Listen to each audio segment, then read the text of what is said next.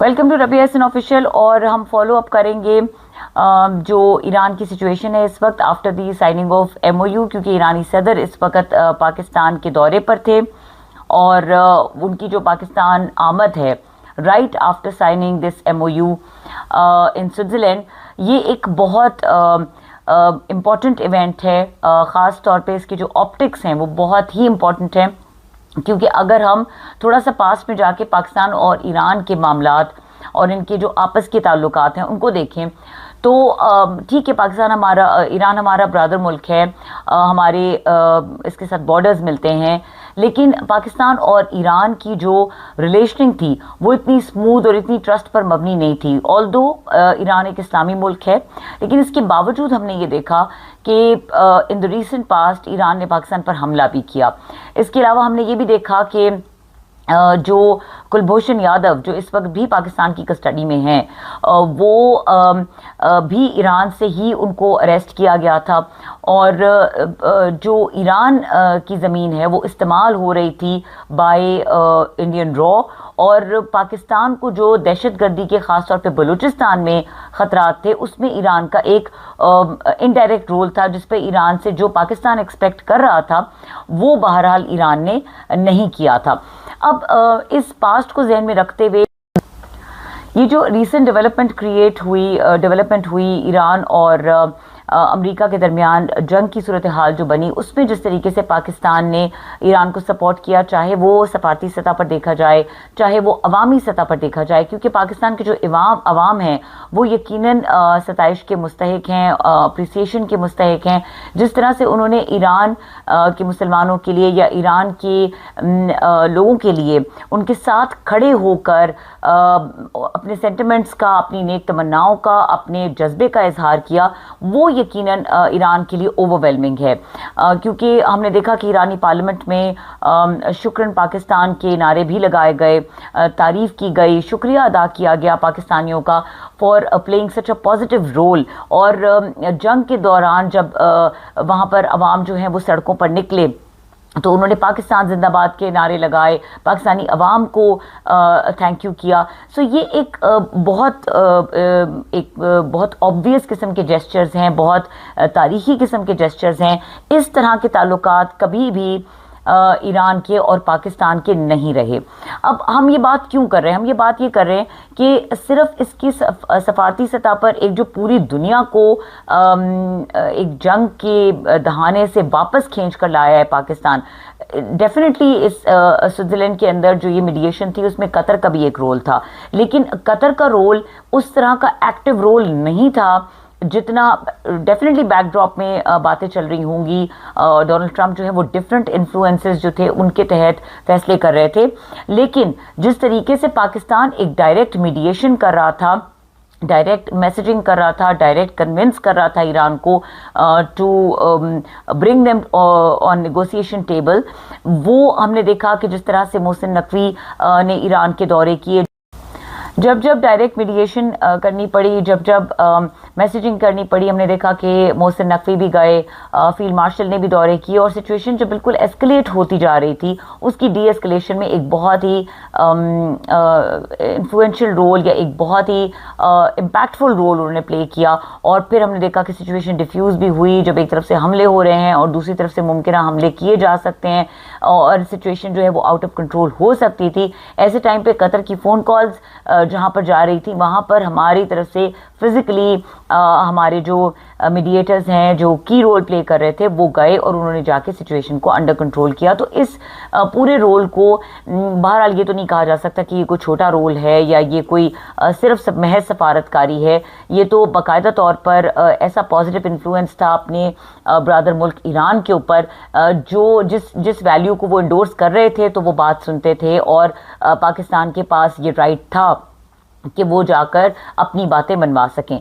इसीलिए हमने देखा कि जो नेगोशिएशन का फर्स्ट राउंड है वो इस्लामाबाद में हुआ और इस एमओयू को इस्लामाबाद एमओयू भी कहा जा रहा है। अच्छा, अब ये होने के बाद हमने देखा कि ईरानी सदर जो हैं वो पाकिस्तान के दौरे पर आए। अगेन ये आने का मकसद ही यही था कि उन्होंने पाकिस्तानी ना सिर्फ हुकूमत बल्कि अवाम का भी शुक्रिया अदा किया, और जिस तरह के जॉइंट स्टेटमेंट के बाद जिस तरह के आज मुश्तरका प्रेस कॉन्फ्रेंस के ऑप्टिक्स थे, ये ऑप्टिक्स भी बहुत تاریخی بھی ہیں اور بہت پاکستان اور ایران کے رشتے کو جو کہ تاریخ میں کبھی اتنا مضبوط نہیں رہا مضبوط ہوتا دکھائی دے رہے ہیں، جس کے بعد پاکستان کے لیے جو ٹریڈ اپرچونٹیز ہیں. اب بات یہ ہے کہ تھوڑا سا ہمارا مسئلہ یہ ہے کہ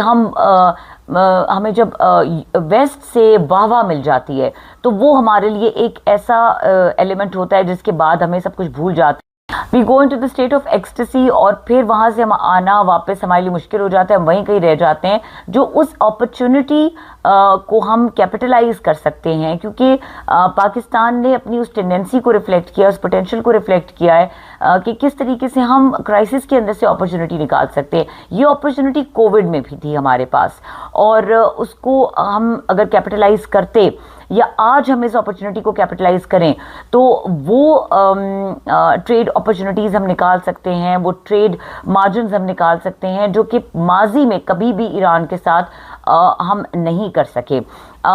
ظاہر ہے اس وقت امریکہ براہ راست ہم پر پابندیاں بھی نہیں لگا سکتا، کیونکہ اگر کوئی اور ملک ہو جہاں پہ ایران پر اتنے سینکشنز لگے ہوئے تھے، اتنی اس ایم او یو کے one sided M O U جس کو کہا جا رہا ہے، یہ 80% آف ویسٹ سینگ کہ یہ اسرائیل کی بھی اسٹیٹ سامنے آ رہے ہیں کہ 80% آف اسرائیل بلیوز کہ اس جنگ میں ایران جو ہے وہ جیتا ہے، ایران کی اس میں ہار نہیں ہوئی. تو ایسی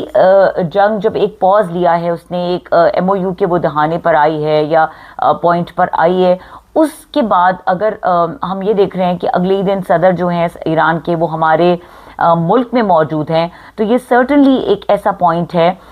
جہاں پر ہم ان سینکشنز کی زد میں نہیں آتے، یا ہم ان پابندیوں کی زد میں مزید نہیں آتے جو ہم ایران کے ساتھ کھل کر ٹریڈ نہیں کر سک رہے تھے. یا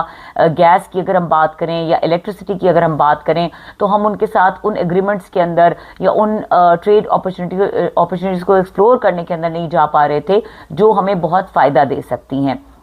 اور چونکہ ہمارے بارڈرز جو ہیں وہ ملتے ہیں، تو جو بلوچستان کی سچویشن ہے وہ بھی کافی حد تک کنٹرول کی جا سکتی ہے بائی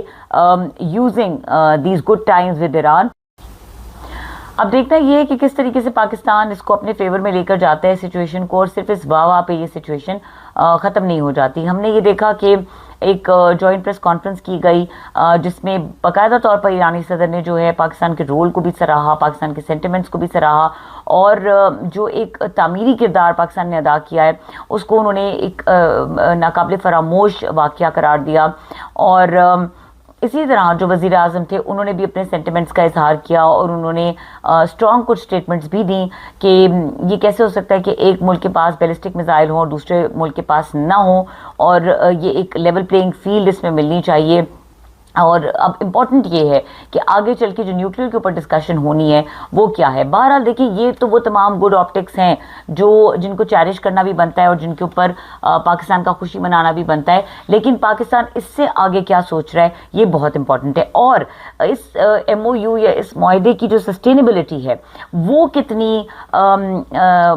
دیر پا ثابت ہوتی ہے یا پائیدار ثابت ہوتی ہے، یہ بہت بڑا سوال ہے اس وقت. کیونکہ اگین جو انپریڈکٹیبلٹی کا اینگل ہے جس کے اوپر ہم کافی بات کر چکے ہیں ڈونلڈ ٹرمپ کا، اور جو اسپوائلر کا رول ہے اسرائیل کا، اس تمام چیزوں کے ہوتے ہوئے یہ کیسے کیوں کر ہو پائے گا یہ بہت امپورٹنٹ ہے. اور ابھی سے کچھ کانٹرڈکشن سامنے آنی شروع ہو گئی ہیں، جس طرح سے ای اے آئی اے کے جو ڈپلائمنٹ تھی اس کے اوپر بات ہو رہی تھی کہ ایران نے اس کو دوبارہ الاؤ کر دیا ہے، لیکن ایران نے اس کی تردید کرتی ہے. اسی طرح کچھ اور معاملات ہیں جس پر ڈونلڈ ٹرمپ کے دعوے سامنے آ رہے ہیں. انہوں نے یہ کہا ہے کہ ایران جو جوہری پروگرام کے مکمل جائزے پر رضامند ہو گیا ہے. اور اب دیکھنا یہ ہے کہ ایران نے تو آلریڈی ویسے اس کے اوپر کلیئر کٹ کہہ دیا ہے کہ جوہری تنصیبات کے معائنے سے متعلق جو یا ان تک جو آئی اے کی ایکسس ہے اس کو ہم بالکل بھی انڈورس نہیں کر رہے. اور جو جوہری معاہدوں کے تحت جو موجودہ طریقہ کار ہے اس پر ہم عمل جاری رکھیں گے، یہ بھی ایران کا کہنا ہے. اور جو تباہ شدہ جوہری تنصیبات ہیں ان کے معائنے سے متعلق کوئی نیا پروٹوکول جو ہے وہ زیر غور نہیں ہے. اس کے علاوہ جو ایران کی میزائل صلاحیتیں ہیں وہ مذاکرات کا حصہ تھیں، نہ آئندہ ہوں گی. یہ ایک بہت امپورٹنٹ پوائنٹ ہے جو ایران نے واضح کیا ہے، اور ایران کے دفاعی و میزائل پروگرام پر کسی فریق سے بات نہیں ہوگی. ناؤ ایک اور جو امپورٹنٹ چیز جو ڈونلڈ ٹرمپ کی جانب سے آئی ہے، ان کا یہ کہنا ہے کہ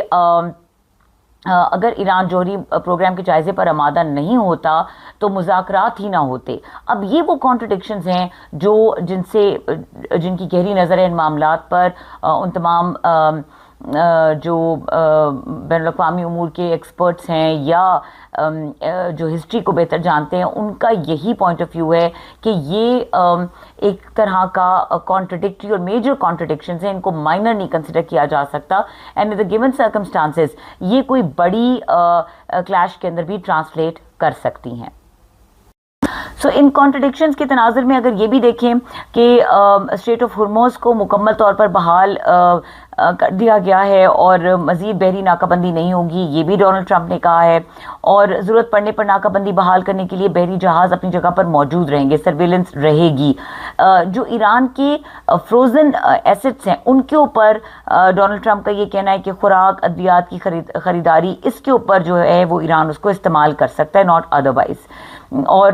جو یہ خوراک اور ادویات ہیں یہ ایران صرف امریکہ سے خریدے گا۔ Now this is an important point کہ یہ جو سینکشنز کہا جا رہا تھا کہ ایران پر سے ہٹ جائیں گی یا فروزن اثاثے ان کو مل جائیں گے واپس، وہ امریکہ یہ کہہ رہا ہے کہ وہ صرف ہم سے ہی خرید سکتے ہیں۔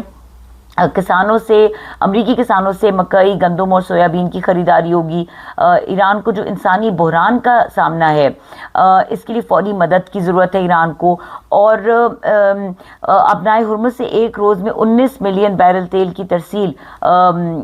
کے حوالے سے بھی ڈونلڈ ٹرمپ نے جو ہے وہ ایک دعویٰ ظاہر کیا ہے۔ تو اب بات یہ ہے کہ یہ جو کانٹرڈکشنز جن کا میں نے ذکر کیا ہے ان کی موجودگی میں کیا یہ ایم او یو سسٹینیبل نظر آ رہا ہے یا نہیں آ رہا، یہ ایک امپورٹنٹ معاملہ ہے جو کہ آنے والے دن بتائیں گے۔ یہ 60 ڈیز ڈیسائیڈ کریں گے کہ کیا کوئی چیز ڈیڈ لاک میں تو کنورٹ نہیں ہوتی، کیونکہ لیبنان کا معاملہ اور اسرائیل کتنی دیر تک خاموش بیٹھتا ہے اس کو بھی ہم نے اس پر گہری نظر رکھنی ہوگی۔ اچھا، اب یہ تو وہ ٹو سائیڈڈ پکچر ہے، کیونکہ دیکھیں جب بھی ہم کسی سچویشن کو دیکھ رہے ہوتے ہیں تو ایک ہولسم ویو یہی ہوتا ہے کہ اس کی دونوں سائڈز کو دیکھا جائے اور کیریڈ اوے نہ ہو جائیں ہم اس مومنٹ کی سیلیبریشن سے یا کسی بھی اپریسیشن سے۔ ہمیں نظر یہ رکھنی ہے بطور ایک انڈیپینڈنٹ ملک، بطور پاکستان، کیونکہ ایسا پہلی بار نہیں ہوا کہ پاکستان ویسٹ کو یا امریکہ کو امپریس کرنے میں کامیاب ہوا ہو۔ اس سے پہلے بھی ہم نے دیکھا کہ 80s میں جنرل ضیاء الحق کا جب دور تھا اس وقت بھی جو امریکہ نے چاہا وہ پاکستان نے کیا، لیکن اس کا رزلٹ کیا ہوا۔ 71 میں بھی، اس سے پہلے کہ اگر آپ تھوڑی سچویشن کو دیکھیں، پاکستان نے امریکہ کو ہر طرح سے امپریس کیا، پاکستان نے پراکسی وارز لڑی امریکہ کے لیے، لیکن اس کا صلہ پاکستان کو کبھی مل نہیں پایا۔ تو یہ جو واہ ہے پاکستان کے اندرونی مسائل کے لیے یہ کافی نہیں ہے، پاکستانیوں کے مسائل کے لیے یہ کافی نہیں ہے۔ جس طرح کی اکنامک ڈی اسٹیبلائزیشن کا ہمیں سامنا ہے، جس طرح کے ٹیررزم کا ہمیں سامنا ہے، جس طرح کی ٹینس بارڈر سچویشن کے ساتھ ہم ڈیل کر رہے ہیں، اور پھر اس کے بعد جو ورلڈ ریگولیٹرز ہیں یا جو ورلڈ بینک ہے وہ جس طریقے سے، یا فیٹف ہے، وہ جس طریقے سے پاکستان کے ان تمام سٹیپس کو دیکھتے ہیں، اور کرٹیسزم کا یا جو ایک لٹکتی ہوئی تلوار ہے پاکستان کے سر پہ وہ ہمیشہ رہتی ہے کہ کہیں کوئی ایسی چیز نہ ہو جائے جس کی وجہ سے پاکستان پر مختلف طرح کی پابندیاں لگ جائیں۔ تو یہ لگتا نہیں ہے پریکٹیکلی کہ پاکستان جو رول پلے کرتا ہے اس کو اس کا پے بیک ملتا ہے۔ Now let's talk about Indians response، کیونکہ جو انڈینز کا رسپانس ہے، انڈیا کا رسپانس ہے، وہ بڑا دلچسپ ہے، اور وہ اس پورے میٹر کے اندر ایک بہت زبردست قسم کا، جسے کہتے ہیں نا کہ آپ بڑی زبردست دال بنائیں اور پھر تڑکا بڑا مزے کا لگائیں، تو وہ تڑکا لگا رہا ہے اس پوری سچویشن کے اوپر۔ کیونکہ لیٹس ناٹ فرگیٹ کہ جب اسرائیل نے اور امریکہ نے ایران پر حملہ کیا، اس سے ایک دن پہلے مودی وہاں پر موجود تھے۔ مودی نے جس طریقے سے اسرائیل کو بیک کیا، اور اس جنگ کے دوران بھی جہاں جہاں پر پریکٹیکل ہیلپ کی ضرورت پڑی انہوں نے مایوس کیا ایران کو۔ حالانکہ جو ایران کے ساتھ ٹریڈ معاہدے تھے وہ انڈیا کے زیادہ بہتر چل رہے تھے ان کمپیریزن ود پاکستان، لیکن اس جنگ کے شروع ہوتے ہی انڈیا نے بالکل ایران کو سپورٹ نہیں کیا، and it was quite evident. تو اب جب یہ ایم او یو سائن ہو گیا ہے، اگر آپ انڈین میڈیا کو دیکھیں آپ کے لیے ہنسی روکنا مشکل ہو جائے گی، کیونکہ جس طریقے سے انڈین جرنلسٹ، جس طریقے سے انڈین ہوسٹ، ایک تو ویسے ہی ان کی ٹاکس میں وہ کرسپ اور سپائس ہے کہ جس طریقے سے مہارت سے وہ بات کرتے ہیں، پاکستانی بیچارے ہی کرتے رہ جاتے ہیں، ان کی وہ فلوئنسی ہی نہیں بن پاتی. سو ایک تو چیز وہ تعریف کے مستحق ہیں، لیکن ابھی وہ کر رہے ہیں گلے اور اسی فلوئنسی کے ساتھ. تو آپ یہ سوچیں اینڈ جسٹ ریممبر وہ مارکہ حق کے وہ ڈیز، بنیاد المرصوص کے وہ ڈیز جب راتوں رات جو ہے وہ کراچی پورٹ فتح ہو گئی تھی اور وزیر اعظم جو تھے وہ قید ہو گئے تھے اور وزیر اعظم ہاؤس پہ قبضہ ہو گیا تھا اور نور خان بیس تباہ ہو گیا تھا، جس پر آج ایرانی صدر جہاں سے انہوں نے واپس بھی گئے اور آئے بھی ہیں. تو یہ جب ہم ڈیز یاد کرتے ہیں تو انڈین میڈیا کی ایگزیجریشن کا ایک نیکسٹ لیول ہم اس سے انٹروڈیوس ہوتے ہیں. ابھی جو ان کے گلے شکوے ہیں اور جے شنکر کو جو انہوں نے جس طریقے سے پکڑا ہوا ہے کہ ریڈ آئی جو ہے it's not a solution to every problem. دیکھیں یہ کہ پاکستان کا اس وقت کون دوست ہے. امریکہ جے ڈی وینس کس طرح سے مخاطب کر رہے ہیں پاکستان کے فیلڈ مارشل کو، کس طریقے سے ڈونلڈ ٹرمپ پریز کر رہے ہیں عاصم منیر کو، اور کس طریقے سے جو ہے وہ ایران اپریشیٹ کر رہا ہے پاکستان کی کوششوں کو، چائنا اپریشیٹ کر رہا ہے، پوری دنیا اپریشیٹ کر رہی ہے اور اکنالج کر رہی ہے. اور ایٹ دا سیم ٹائم ہمارا کون دوست ہے؟ افغانستان. تو یہ ایک بڑی زبردست انہوں نے بات کی اور مجھے اس نے بڑا امیوز کیا. لیکن اوور آل بھی اگر دیکھا جائے تو انڈیا اپنی فارن پالیسی سے، فارن ڈپلومیسی سے، اور اس سے پہلے جو ڈونلڈ ٹرمپ موک کرتے رہے ہیں مودی کو اور جس طریقے سے دھمکیاں دیتے رہے ہیں ٹیرف کے معاملے پر، یہ تمام خبریں انڈیا کے لیے کچھ اچھی نہیں ہیں، کیونکہ ایک بنیاد المرصوص کی امبیرسمنٹ ہے جو انڈیا کی باسکٹ میں پڑی ہوئی ہے اور وہ کافی ہیوی ہے. وہ جہاز تو اتنی دفعہ ڈونلڈ ٹرمپ نے گنے اور ہر گنتی میں ایک جہاز اوپر ہو جاتا تھا کہ اتنے تو ہمیں بھی نہیں پتا کہ شاید ہم نے گرائے کہ نہیں. سو ڈونلڈ ٹرمپ کہتے ہیں اسے پراپر مزے لیے انہوں نے سچویشن کے. اس چیز کو انڈیا نے بہت مائنڈ کیا. ٹیرفس کی بات پہ بہت زیادہ ڈونلڈ ٹرمپ نے ٹف ٹائم دیا انڈیا کو. اور پھر اس کے بعد ڈیورنگ دس وار جو پاکستان کا رول رہا، انڈیا کا ہاضمہ باقاعدہ طور پر خراب ہے. اور جو انڈین میڈیا ہے وہ جس طرح سے کرٹیسائز کر رہا ہے اپنی سفارتکاری کو، اپنے پرائم منسٹر کو، اپنی پالیسیز کو، وہ دیکھنے اور سننے سے تعلق رکھتی ہیں. لیکن I think India should have a larger, یا شوڈ ہیو، کیا کہنا چاہیے کہ ان کے اندر اتنی میگنانیمٹی ہونی چاہیے، اتنا ظرف ہونا چاہیے کہ وہ یہ مانے، کیونکہ یہ جنگ بہرحال ان کے بھی فائدے میں نہیں جانی تھی. اگر یہ ڈسٹربنس، اگر یہ آگ ہمارے گھر تک پہنچنی تھی تو یہ انڈیا کے گھر تک بھی جا سکتی تھی. تو کیوں انڈیا کے اندر اتنی وار مونگرنگ ہے، کیوں وہ اتنے وار کے لیے ہنگری ہیں، یہ بات سمجھ نہیں آتی. کیوں وہ ایک امن پسند قوم یا امن پسند ملک نہیں بن سک رہے، کیوں وہ پاکستان کی کسی اچھی چیز کو اپریشیٹ نہیں کر پاتے جس سے ان کا کوئی ڈائریکٹ تعلق بھی نہیں ہوتا. یہ بہرحال انڈیا کو سوچنا چاہیے کہ ہر وقت جلتے سڑتے رہنے سے بھی معاملات جو ہیں وہ اچھے نہیں لگتے، اور آپ ایک روتے بسورتے بچے کی طرح لگتے ہیں جو ہر وقت شکایتیں کر رہا ہے اور رو رہا ہے اور کسی اور کے اچھے دنوں سے جل رہا ہے. تو آئی تھنک گرو اپ، تھوڑا سا آپ لارجر انٹرسٹ کی بات کیا کریں. خطے کے لیے کیا سوٹیبل ہے، پاکستان نے پوری دنیا کو کس عذاب سے نکالا ہے، کس طرح کے دو حریفوں کو ساتھ لا کے بٹھا دیا ہے. Guys just appreciate what needs to be appreciated. I think that's the key to success and that's the key to happiness. تو خوش رہیں اور دوسروں کو بھی خوش رہنے دیں، تنقید کریں، لیکن ہر وقت بارڈر پہ ایک یا وہ جس طرح وہ آپ کا راتوں رات آپ ہماری پورٹ جو ہے اس کو آگ لگا رہے تھے اور اس کے ویژولز بھی آ رہے تھے، اس طرح کے کام نہ کریں تو آپ کی عزت میں بھی اضافہ ہوگا. اور امن کا جو ایک پیغام ہے وہ پوری دنیا میں جائے گا کہ ہر معاملے کا، ہر ڈفرنس کا جو سلوشن ہے وہ نیگوسیشن ہی ہے. نیگوسیشن ٹیبل پر بیٹھ کر مذاکرات کر کے ہی دنیا کی تمام جنگیں ختم ہوئی ہیں، تو پھر جنگ شروع کیوں کی جاتی ہے؟ یہ سوچنا چاہیے انڈیا کو اس وقت. اسی نوٹ پہ اس ویڈیو کو ختم کریں گے. دیکھنے کے لیے شکریہ، اجازت دیجیے، اللہ حافظ.